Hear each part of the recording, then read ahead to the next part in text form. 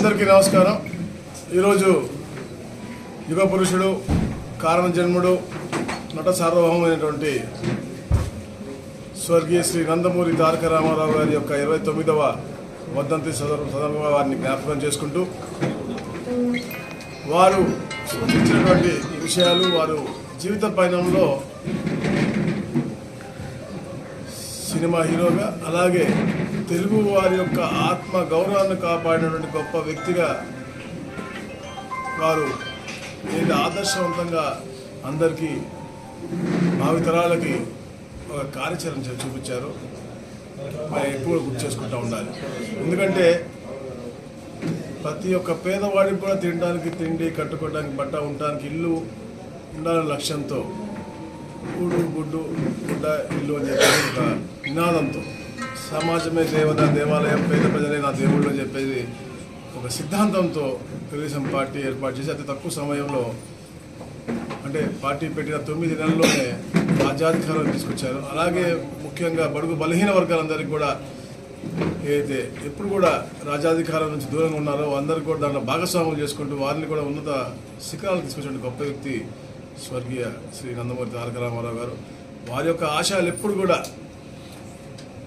ముందుకు తీసుకెళ్ళాలి, రాష్ట్రాన్ని ఒక అగ్రస్థానంగా తీసుకెళ్ళాలని చెప్పేసి కూడా తెలుగుదేశం పార్టీ కార్యకర్తలందరూ కూడా ఎప్పుడు కృషి చేస్తూ వచ్చారు. వాళ్ళందరికీ కూడా నాయకుడిగా ఉంటూ ఎన్టీ రామారావు గారి యొక్క ఆలోచనలు కూడా క్షేత్రస్థాయిలో అమలు చేయడానికి ఎప్పుడు కూడా చంద్రబాబు నాయుడు గారు కానీ, లోకేష్ గారు కానీ ఎప్పుడు ప్రయత్నం చేస్తారు. దాంట్లో భాగంగానే ఈరోజు ఈ సంస్కరణలు కానీ, ఎందుకంటే గత 5 సంవత్సరాల పరిపాలనలో ఈ రాష్ట్రం ఎంత వెనక్కి వెళ్ళిపోయినప్పటికీ కూడా పునర్నిర్మించుకున్న విషయంలో అద్భుతంగా చంద్రబాబు నాయుడు గారు అలాగే లోకేష్ గారు మన రామారావు గారి యొక్క స్ఫూర్తిని పెట్టుకుని ముందుకు వెళ్తూ ఉన్నారు. వాళ్ళకి అండగా కూడా మనం ఉండాల్సిన అవసరం ఉంది. ఎందుకంటే మనం చూస్తూ ఉన్నాం ఉద్యోగ అవకాశాలు, అలాగే ఈ రాష్ట్రాన్ని పునర్నిర్మించుకుంటూ రాజధాని నిర్మాణం, అలాగే పోలవరం నిర్మాణం, అలాగే ఈరోజు నూతనంగా నదుల అనుసంధానంలో చరిత్రలో ఎప్పుడు ఊహించని విధంగా బంక్చర్లది కానీ ఇవన్నీ కూడా రామారావు గారు ఏదైతే రాష్ట్రానికి మంచి చేయాలని చెప్పి తపనతో ఆ రోజు పునాది వేశారో, బీజం వేశారో, ఇవన్నీ కూడా వాటి యొక్క ఫ్రూట్స్ అని చెప్పేసి కూడా మేము తెలియజేస్తూ ఉన్నాం.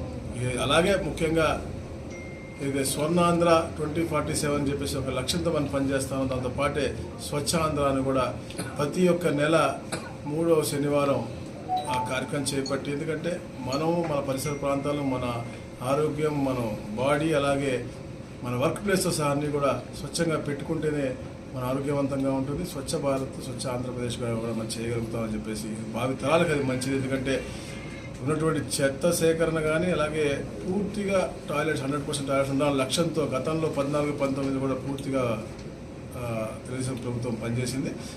ఈ రోజున మళ్ళా కూడా ఎక్కడ కూడా ప్లాస్టిక్ రహిత రాష్ట్రం చేయాలి. అలాగే ప్రతి నెల ఒక సంకల్పం పెట్టుకుని మాన్సూన్ వచ్చినప్పుడు ఒకలాగా, ఇంకా విధంగా అంటే ఇలాంటి విషయాలు రాకుండా ఉండే విధంగా ఏం చేస్తే బాగుంటుంది, ఇంకొక సమయంలో ఏం చేస్తే బాగుంటుంది, ప్లాస్టిక్ ఎలా తీసేయాలి, ఇవన్నీ కూడా ఒక క్రమబద్ధీకరణ కింద ఈ కార్యక్రమం చేపడతా ఉన్నారు.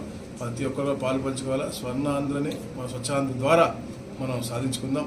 భావి తరాలకి మంచి చేసే విధంగా ఆరోగ్యవంతమైనటువంటి వాతావరణం క్రియేట్ చేసుకుంటూ ముందుకెళ్దామని తెలియజేసుకుంటూ జోహార్ అన్న ఎన్టీఆర్.